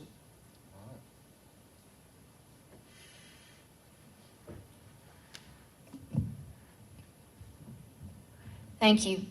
Mayor and Council, as indicated, this is the second read of RZ 1302, which is a text amendment to the Brookhaven Peachtree overlay. And just to give some background, in March, the Mayor and City Council enacted a 3-month moratorium to review whether technical changes were needed to implement the overlay district and to apply the moratorium not to extend past midnight on June 25th. Following the enactment of the moratorium, the staff was given 2 charges. The first was to interpret what the overlay language indicated in reference to residential density, and 2, whether additional changes should be considered for implementation purposes. In addition, the staff was directed to gather input from former DeKalb personnel who were charged with implementing the overlay district, and to meet with overlay committee members who were part of the founding principles of the LCI study, and to also gather input from the general public via notice on the website. The staff assembled all the input received, provided the information to the council in a work session, and at that time received further direction from the council to prepare a text amendment for consideration with the following characteristics. The first was to identify a method to measure height within the overlay district along the sidewalk, along the front facade, and we have included language in your package regarding the average elevation and how to measure that from the sidewalk in the overlay. The second was to supply a definition to story.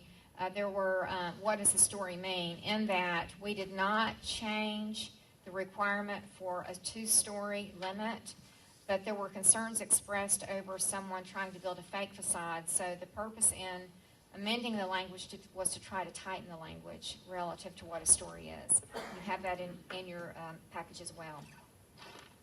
There was also a request to increase parking for restaurants.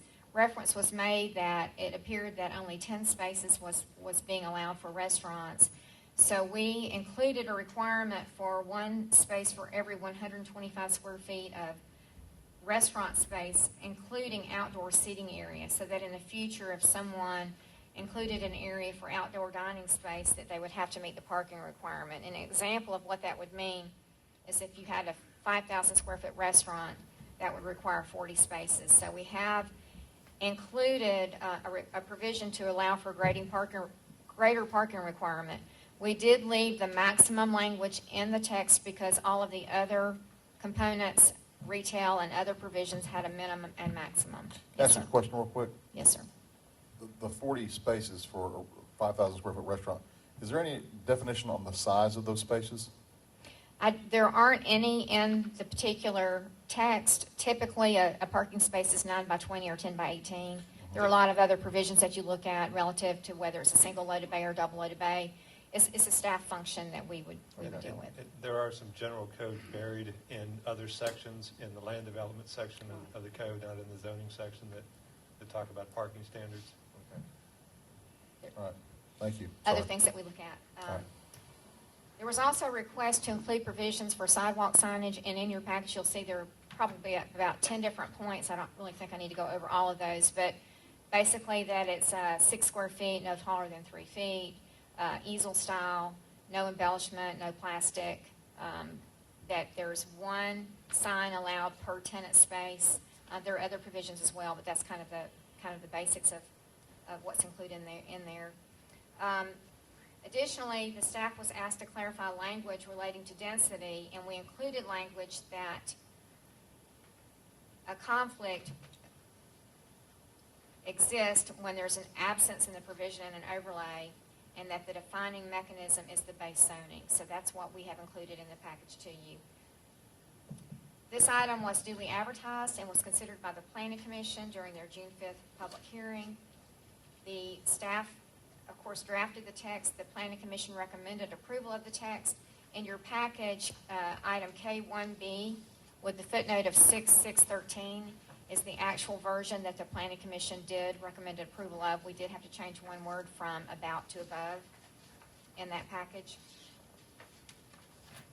During the June 11th City Council public hearing, there were several comments received from the public, which the council has taken under advisement. The staff was directed to meet with the land use attorney following your 6/11 hearing. We did do that. We met with the city attorney and with the land use attorney, and both attorneys indicated that the staff's interpretation was correct, which now leads us to this point, and what are the options? The first is that you can approve the text amendment as written and recommended by the staff and the Planning Commission. The second is that you can defer or possibly extend the moratorium. Another option is to amend the language. Another option is to amend the language on the record tonight and lift the moratorium. Another option is if you do not amend the language tonight and you defer this, that we recommend that you defer it to a date certain, and we would recommend that be this Thursday, June 20th. And the final option that we see is that you don't make any change and that you lift the moratorium. And or that you allow it to lift on its own June 25th at midnight. Thank you, Susan. You're welcome. Any questions for Susan? Susan, When you were collecting comments, did you get any direction about changing the parking minimums besides the restaurant? I mean, Not from the council. or from other comments that you heard? I've seen a lot of emails, I've seen a lot of comments, and the council was supplied with a 2-page list of all the comments Right, we received. right. The staff did not receive a direction other than dealing with restaurants. But it wouldn't I be- have seen others since then. But it wouldn't be inappropriate for us to address that in an amendment if we No, wanted to ma'am, it change would not those be words. inappropriate. Okay. Mr. Mayor, I move that we defer this text amendment to the Thursday, June 20th scheduled meeting to allow the staff time to incorporate some of the changes discussed by council. Is there a second? Second. Discussion? As been referenced, Jim and I have both worked, well, all of us have worked on an amendment that I've made available to staff, and there's even been some tweaks from the land use attorney as well. I think many of you have a copy of that. I would just submit that for the record, that's a result of a consensus of a number of parties involved in both council and stakeholders. I would also be interested, and as you know, the amendment, we've also suggested that we lift the maximum parking allowances as well. I wouldn't mind looking at these minimums again if, since I think we're hearing more and more as people really sit down and think about this parking issue. I agreed with the comment that Virginia Highland has its own problems, having been developed in the 20s, but Yeah, I mean, that, we don't need to create that. But I do want to respect the fact that the original creators of the overlay didn't want to see a parking either, or overwhelming parking decks. So I think we just have to come to, we'll come up with the right answer on this, but I would suggest we look at that again.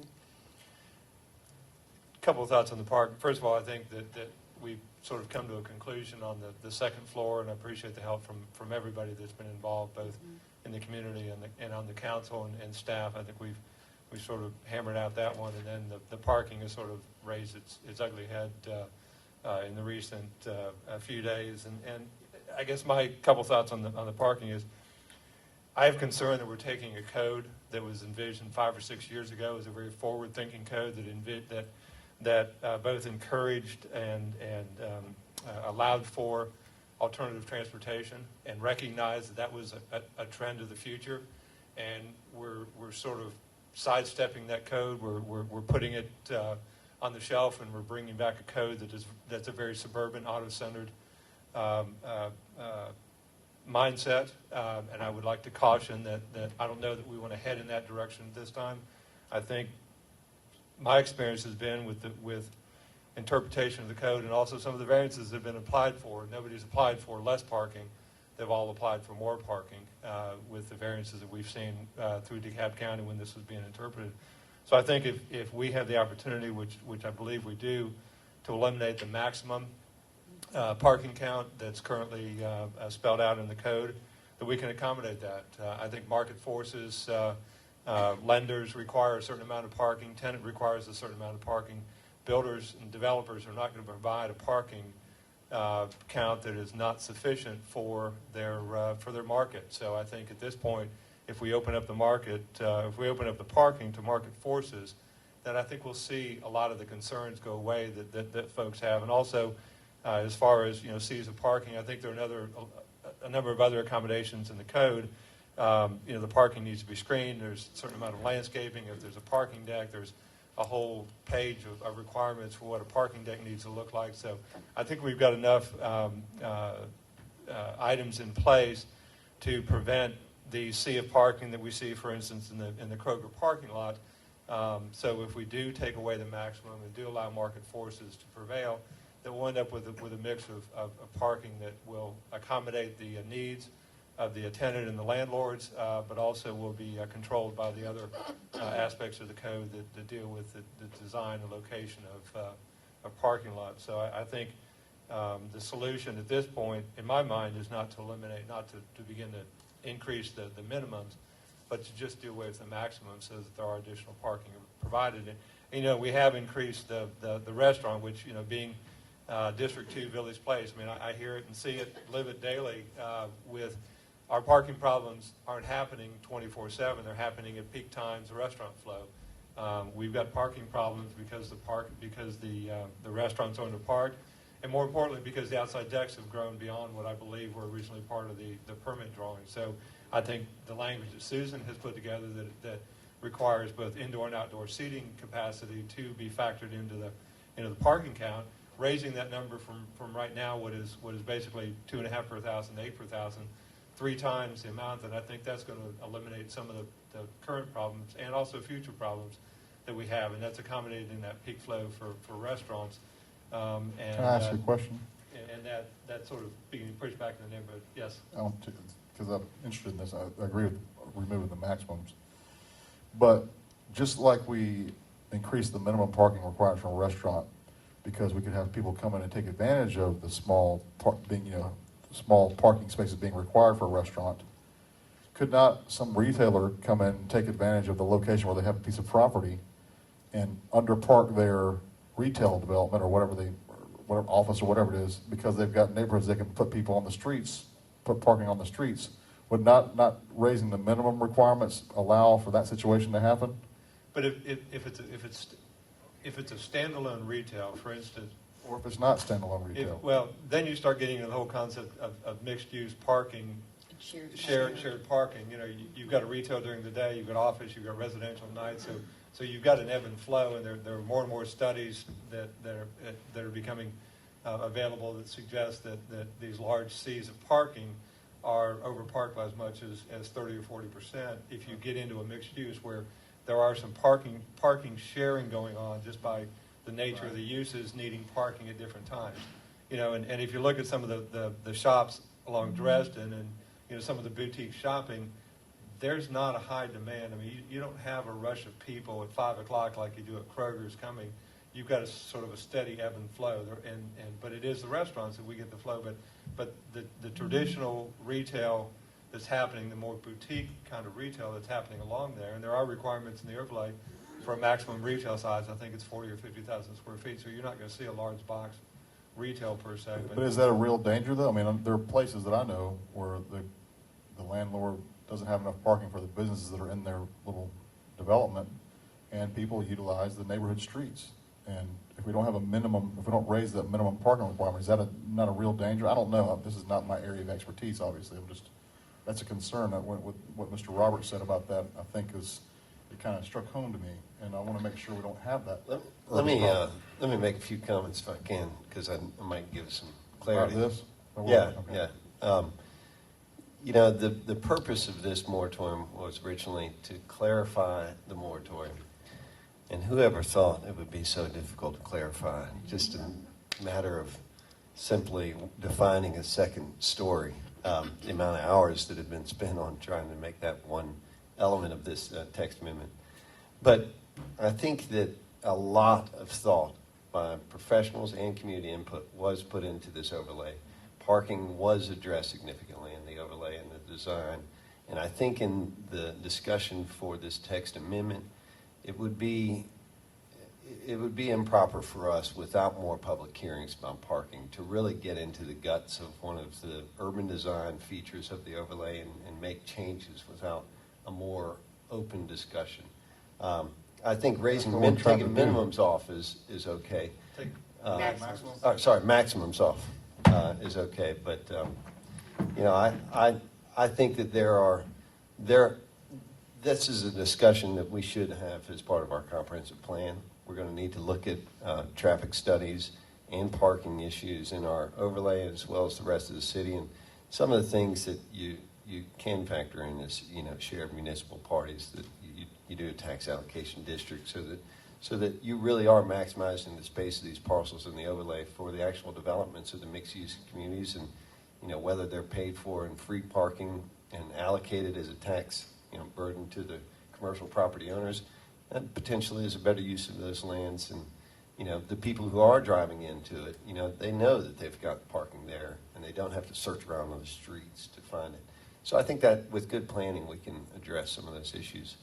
Well, I brought that up because I don't think we need to address minimum parking right now.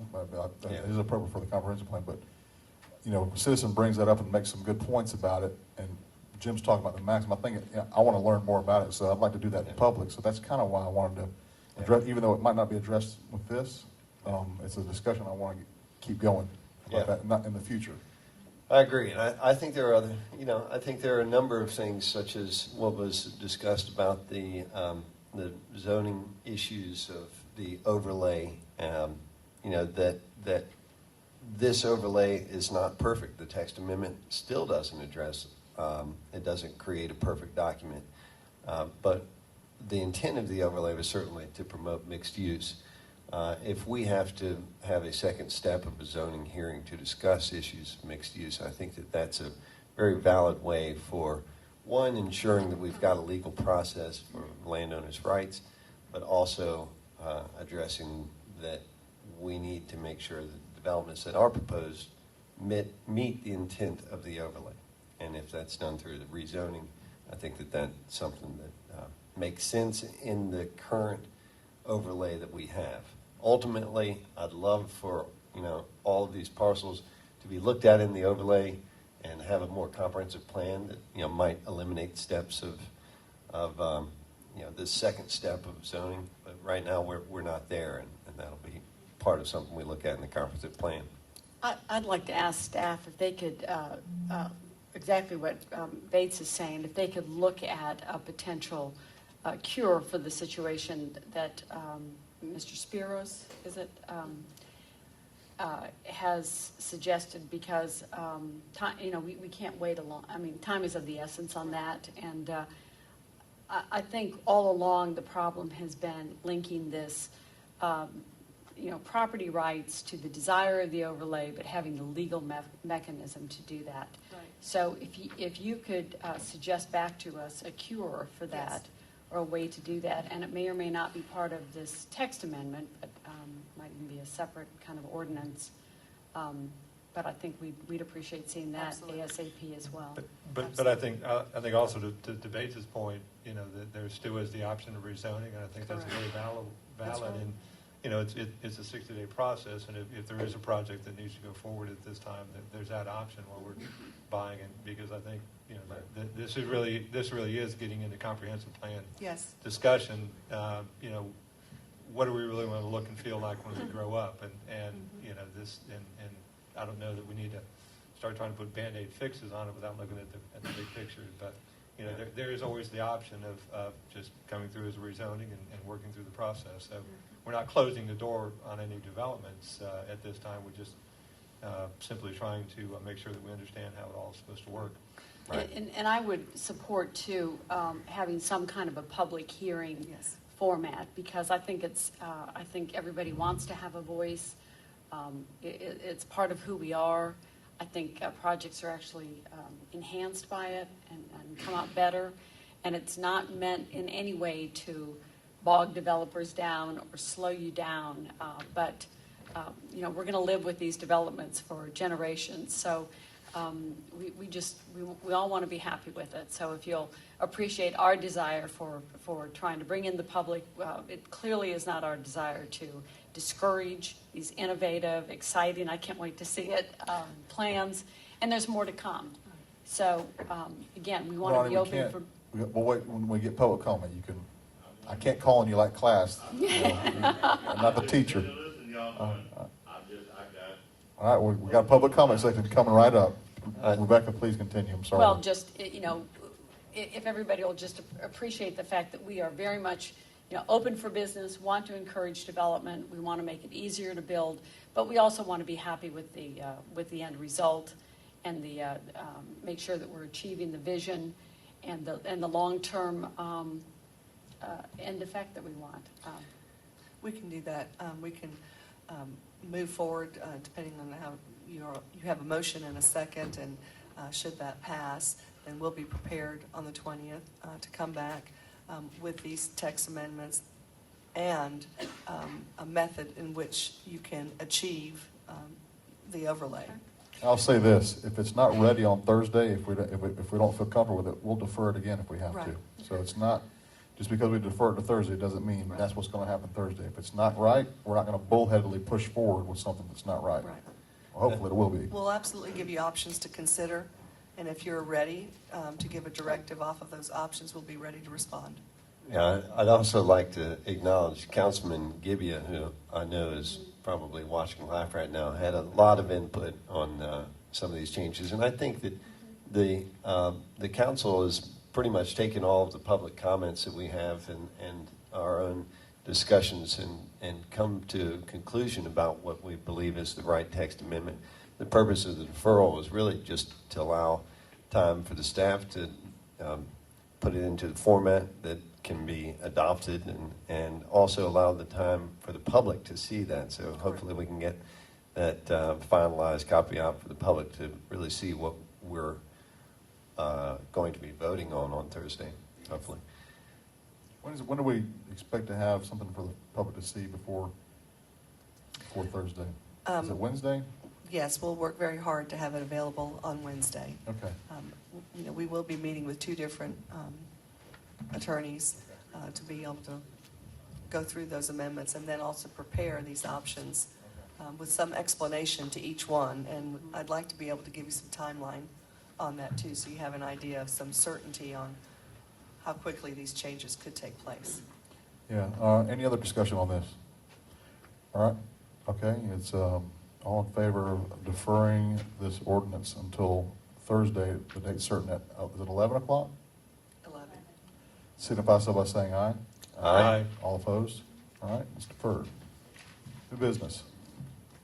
None? None. Other business? None? None. All right, we have public comments. So let's hear some public comments. I Susan? have one turned in, Richard Matthews. Richard Matthews. Santa Claus. I live in District 2, and I've heard this transportation and parking issue for years.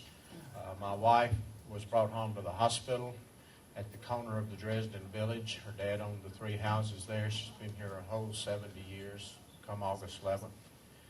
One thing that you could heavily consider, being a former professional logistics person, is you have a huge parking lot at the MARTA station. There's plenty of people that's been talking outside circles of creating a transportation system, whether it be called the Brookhaven trolley or the Brookhaven whatever. Negotiate a transaction with MARTA, set that up as a paid parking lot, stop all the trash that's happening in Dresden Village at the former mom and pop and the dry cleaning and all the stuff that's happening down there. And you park there and your public trolley or whatever's back to what Rebecca said, it would be like San Francisco a little bit, but it would become a fun thing and let it run a circle through Dresden Village, up on Peachtree, et cetera, et cetera. I read somewhere, and I might be out of place here, about something that's going to come up on the agenda about extending bar hours past 2 a.m. Being associated with bars in my past lifestyle, and my wife being a professional bartender, I urge you, with all my heart and soul, do not extend. You'll only get the garbage that comes out of bars that are already slop drunk before they ever come to the place past 2 a.m. Your normal bar hours die down without anything being done between 12:30 and 1:30. In closing, I want to become a proud person to be part of the city of Brookhaven, and you all know that my wife and I did not want that. But once it came, we talked to J. Max and said, and Jim and the others, and said, now it's a city, we're going to support it and be involved.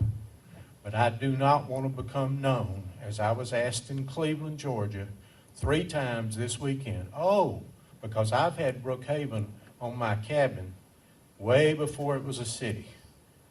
I don't want to be known as the city who fought the pink pony. We've got more important things to do and more important things to settle as all of you are working many hours than sit and fight and spend megabucks in a year you don't even know what your income's going to be. So please think hard about that, because that's major money back in that place, and it's been there a long time, and it creates a lot of tax generation both to the county and us as a city as it splits. And it's just a wasted battle at this moment with that the deal they had with the county. You will not win. My grandfather was a judge for 32 years. Thank you. Thank you. Right on time. Mr. Sparrows would like to speak again. Kind of fun being at the microphone. I just wanted to mention that I'm a native of Atlanta, and I used to work in the heart of Brookhaven. There was an old tire store there. And when Brookhaven, people said, Brookhaven, who'd go to Brookhaven? Everything was Buckhead. And I sold a land there that Harris Teeter occupied. And one of the main reasons that store didn't work, other than Harris Teeter logistics, is there wasn't enough parking in that site. So that's where you see an eyesore when you don't build to what the market demands. Our plan is really dictated by what the tenants demand. Restaurants can't sell enough food unless they can park people. And it needs the density around it. I say that Town Brookhaven turned out to be a great, successful development, and I think a primarily reason for its success is the multifamily within that, along with the ability to bring in, the Costco's, which are real destination-oriented. We cannot put those kind of tenants. We don't want those kind of tenants. We want the ones that will service the community, that people will walk to, but they also need the option of parking. So we hope we can find a way to either rezone or find an amendment that works to bring this project to your community. Thank you. Thank you. Next. I don't have any more turned in. Ronnie, you got something?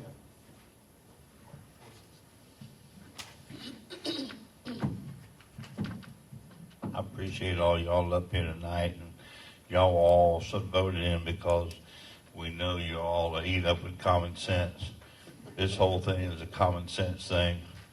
My wife owns property in Chamblee. I own property in Chamblee. My wife owns property in Brookhaven. I own property in Brookhaven. We own property together, too.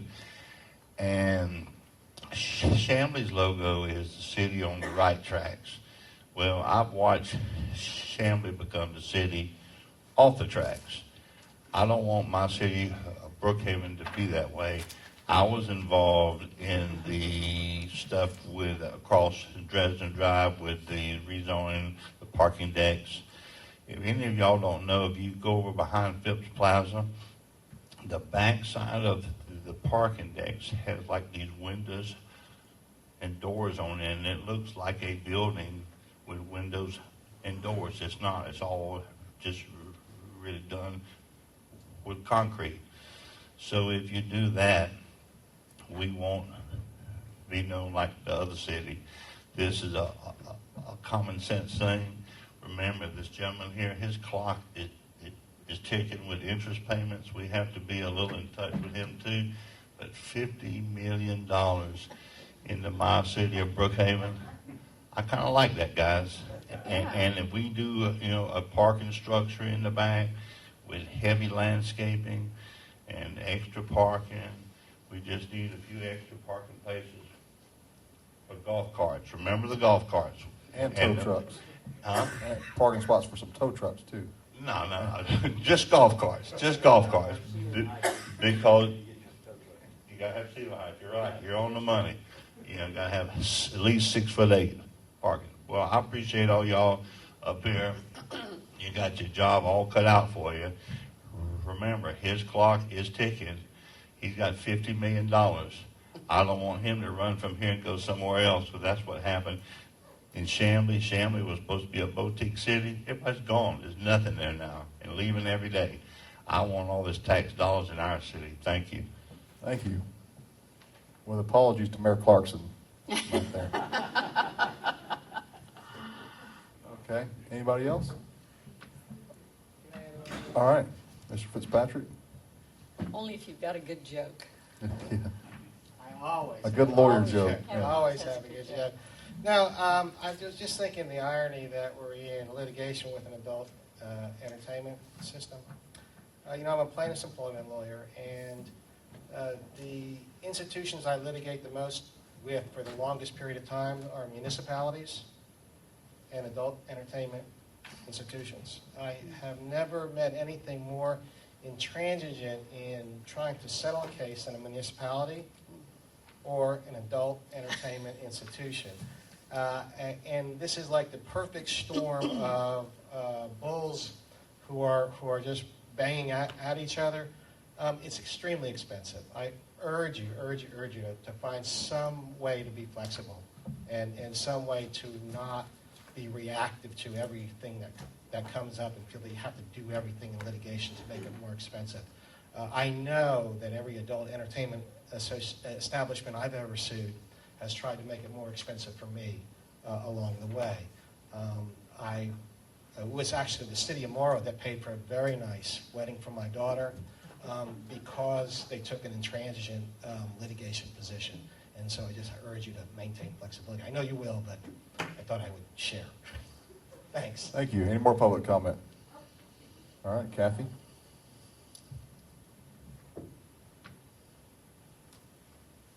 Since we're all on a roll here regarding the Pink Pony, I just thought I'd weigh in.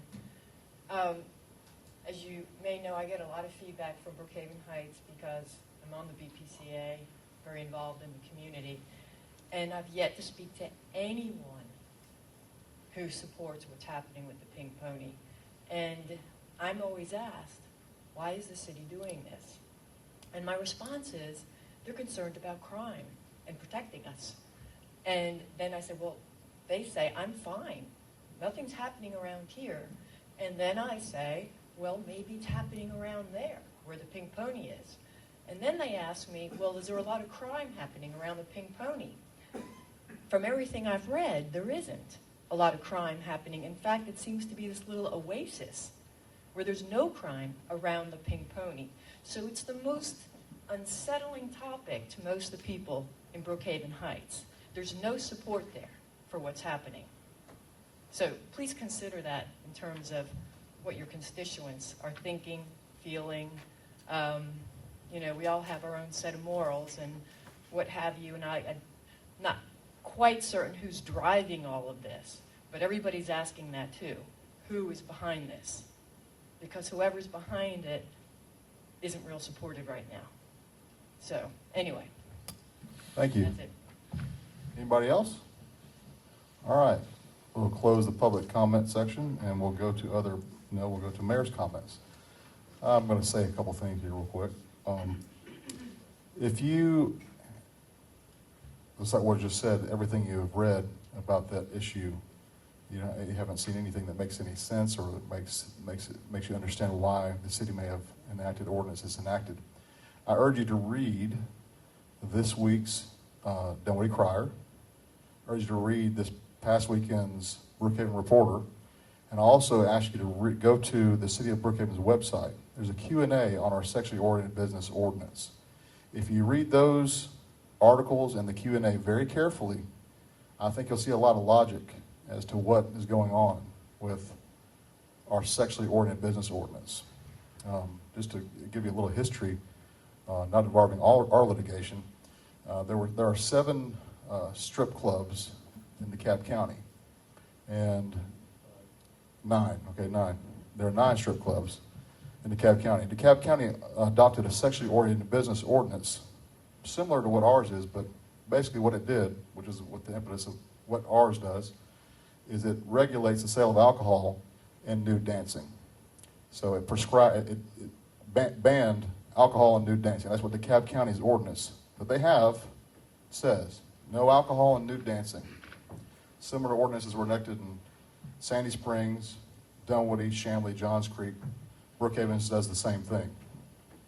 Bans or regulates the sale of alcohol and erotic entertainment. DeKalb County was sued by the strip club industry.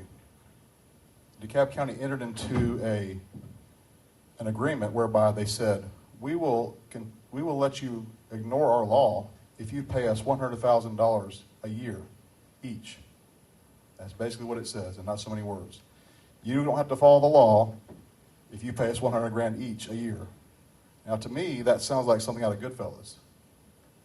And if people want to consider whether or not they want their city to engage in something like that, I'm not sure the citizens would really be in favor of us entering into an equitable partnership with the strip club industry. So that's just one aspect of what's going on here. But if you go to the Reporter, read my article, if you go to the Dunwoody Crier this week and see the Q&A that the attorneys drafted, if you go to the website and see our Q&A, you'll get a much better understanding about our sexually oriented business ordinance. And nowhere does our ordinance mention the word pink pony. Anywhere. We're not targeting businesses in Brookhaven. We want business in Brookhaven. We have no vendetta against any business. But when we make our decisions, it's based on logic, it's based on careful thought, it's based on advice from people who know more than we know in some instances.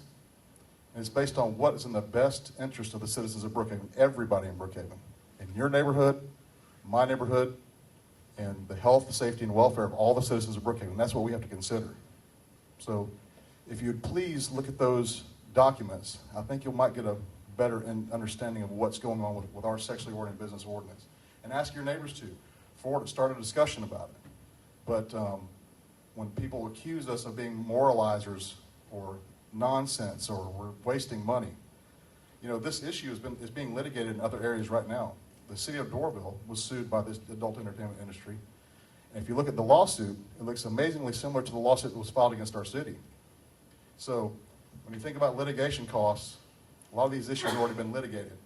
And there's also the instance that, the fact that the city has made an offer to stay enforcement of its ordinance until the outcome of litigation. So what does that do? Staying the enforcement of our ordinance means there are no damages that could accrue from our ordinance because it's not being enforced until the outcome of the litigation. It's just legal fees. And like I said, some of the same attorneys, the same lawsuits have been filed in other jurisdictions, and that ground's been gone over. So it might not be as expensive, wouldn't you think, if those issues have already been litigated or are being litigated. So please, again, consult the documents I've talked about and disseminate them among your community if you would. Somebody else have, I want to yield some. We're not really supposed to be talking about pending litigation, but I would And tell I you. don't think I was, really. I'm not chastising you, Mr. Mayor, but. And we are not, you're right. But I would tell you that, and this is on the news today, that the city did file its response in DeKalb Superior Court today. And so I suspect that there will be coverage of that. It's probably, I haven't seen it yet, but I'm sure it's on the 6 o'clock news. okay. That I believe can be accessed online from the DeKalb courts. Again, I haven't seen it yet, but that will give a pretty thorough and the legal reply to their lawsuit as well. It won't? Oh, No, there's no public comment. I was gonna just make one other little announcement here. As I said, Brookhaven is really trying to be open for business and doing everything we can to help our developers and builders. And if you were here at our last council meeting, you remember that our DeKalb police chief was here and told us that,